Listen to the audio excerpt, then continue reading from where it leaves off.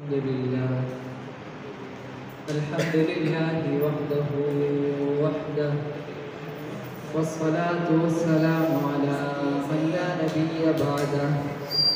أما بعد فأعوذ بالله من الشيطان الرجيم بسم الله الرحمن الرحيم انفروا خفافا وثقالا وجاهدوا بأموالكم وأنفسكم في سبيل الله ذلكم خير لكم إن كنتم تعلمون وقال النبي صلى الله عليه وسلم إذا تركتم الجهاد فسلط الله عليكم الذلة أو كما قال عليه الصلاة والسلام فنا فی اللہ کی تہ میں بقا کا راز مضمر ہے فنا فی اللہ کی تہ میں بقا کا راز مضمر ہے جسے مرنا نہیں آتا اسے جینا نہیں آتا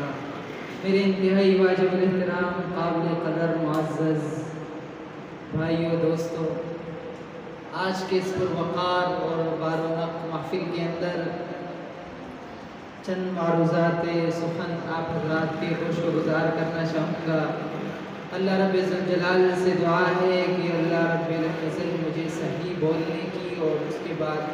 ہم سب کو اس پر عمل کرنے کی توفیق عطا فرمائے میرے محترم عزیزو میں نے جو آپ حضرات کے سامنے آیت مبارکہ اور ایک حدیث مبارکہ تلاوت کی انہی کی روشنی میں چند باتیں عرض کروں گا گزرتے دنوں اور حالیہ فلسطین کا مسئلہ اپنے عروج پر ہے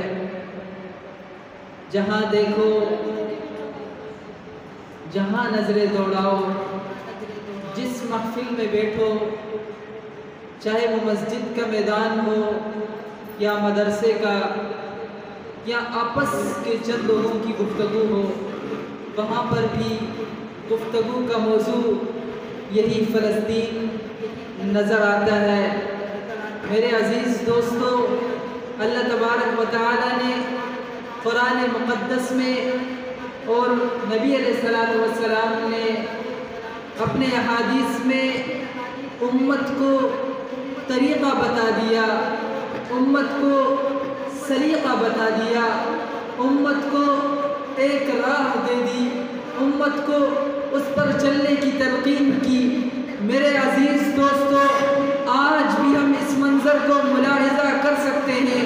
اگر آج ہم اتحاد امت کی بات کرتے ہیں اگر آج ہم فرقہ واریت کی بات کرتے ہیں آج اگر ہم مسلک پرستی کی بات کرتے ہیں آج اگر ہم فرقہ بازی اور بڑے بازی کی بات کرتے ہیں لیکن آج کے موجودہ حالات کے اندر دیکھیں جب جہاد کا علم بلند ہوا ہے جہاد کا نعرہ لگا ہے فلسطین میں جہاد کے نام لیوا اپنے جن من دھن کی بازی لگا کر میدان میں اترے ہیں تو میرے عزیز دوستو آپ دیکھ سکتے ہیں اس میدان کے اندر تمام تنظیم کے لوگ ہیں تمام فرقوں کے لوگ ہیں تمام مسالک کے لوگ ان کے نام لینے کے اندر یک جان نظر آتے ہیں یک آواز لگتے ہیں یک آواز نظر آتے ہیں میرے عزیز دوستو یہ کیا ہو گیا اچانک یہ فرقہ پرستی کہاں چلی گئی یہ مسلک کہاں چلے گئے یہ دڑے بازی کہاں چلی گئی کوئی دڑے بازی کا نام نہیں لے رہا ابھی صرف ایک ہی نام سب کی زبان پر ہے وہ ہے فلسطین وہ ہے القدس وہ ہے مسجد اقصی وہ کیوں اس کی اصل وجہ یہی ہے کہ جہاد ہی ہمارے لیے ایک عظیم نعمت اور ہمارے لیے کامیاب ہے اس جہاد کی وجہ سے تمام مصیبتوں کا تمام ان خرافات کا جڑ سے اکھیڑ دیے جاتے ہیں اس نعمت کے اندر اللہ تبارک و تعالی نے حضور علیہ السلام کی مدینہ آمد کے بعد اللہ تعالی نے جو جہاد کی نعمت دی اس جہاد کی نعمت کے اندر اللہ رب العزت نے مسلمانوں کے لیے اتحاد بھی رکھا ہے اتفاق بھی رکھا ہے عزت بھی رکھی ہے بلندی بھی رکھی ہے، رفعت بھی رکھی ہے، طاقت بھی رکھی ہے اور ہیبت بھی رکھی ہے۔ کبھی تو اللہ تبارک و تعالیٰ فرماتے ہیں انفروا خفافا وثقالا وجاہدوا باموالکم وانفسکم فی سبیل اللہ۔ نکلو اللہ کے راستے میں، تمہارے پاس کچھ ہے، مال و اسباب ہے یا نہیں، آپ اللہ کے راستے میں نکلو۔ اور مومنین کے بارے میں تو اللہ تبارک و تعالیٰ فرماتے ہیں کہ ان اللہ اشتری من المؤمنین انفسهم واموالهم بان لهم الجنہ۔ اللہ تبارک و تعالیٰ نے مسلمانوں کو اور مومنوں کی جان و مال جنت کے بدلے میں خرید لی ہے۔ لیکن آج کچھ نام نہاد مسلمان، آج کچھ تنگ نظر مسلمان نام تو لیتے ہیں جہاد کا، نام تو لیتے ہیں کہ میں فلسطینی ہوں، میں فلسطین کے ساتھ کھڑا ہوں، لیکن جب بات آتی ہے اللہ کے راستے میں خرچ کرنے کی، جب بات آتی ہے اللہ کے راستے میں نکلنے کی، جب وقت آیا نکلنے کا تو وہ تھوڑا سا پیچھے ہٹ جاتا ہے، تھوڑا سا کترا لیتا ہے۔ اور جو جنگ میں لڑ رہے ہیں، جو اللہ کے راستے میں لڑ رہے ہیں، جو اس عظیم فریضے کو سر انجام دے رہے ہیں، ان کے بارے میں بھی پروپیگنڈے بناتا رہتا ہے، ان کے بارے میں بھی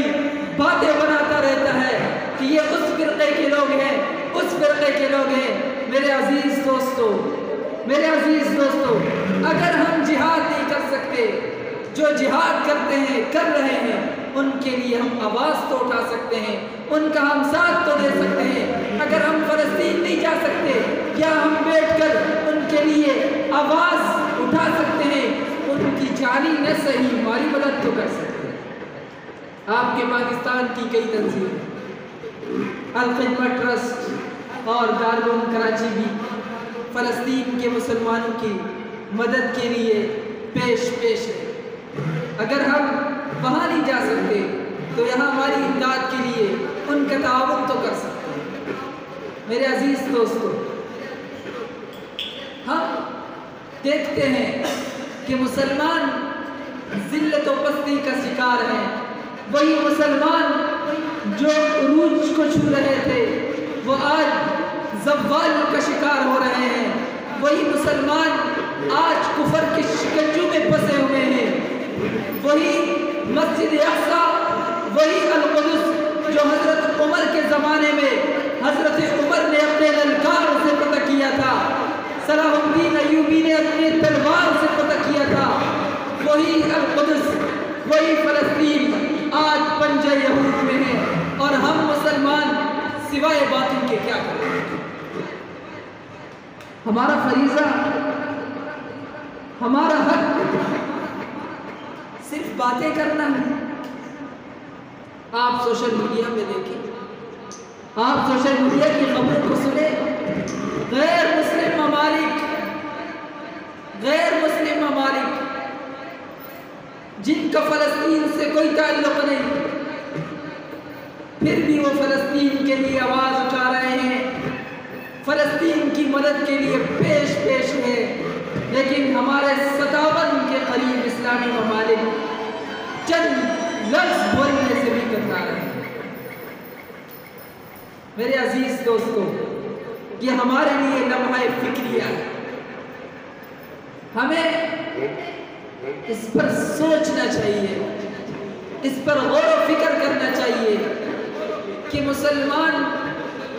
کس ذہنیت کے بن چکے ہیں۔ حالانکہ حدیث میں اللہ کے نبی تو فرماتے ہیں المؤمن جسد واحد۔ دنیا کے کسی ایک کونے میں کسی مومن بندے کو کوئی تکلیف پہنچتی ہے تو دوسرے کونے میں رہتے ہوئے دوسرے مسلمان کو اس کی تکلیف سے تکلیف پہنچتی ہے۔ لیکن آج ہم فلسطینی مسلمان کس ظلم و بربریت کا شکار ہو رہے ہیں، کس طرح ظلم کی چکی میں پھنس رہے ہیں، کس طرح ان پر ظلم ڈھایا جا رہا ہے۔ لیکن آج ہم آواز اٹھانے کے لیے بھی، جو آواز اٹھاتا ہے اس کے بارے میں بھی احتجاج کر دیا جاتا ہے۔ مد مقابل جو فلسطین کے مد مقابل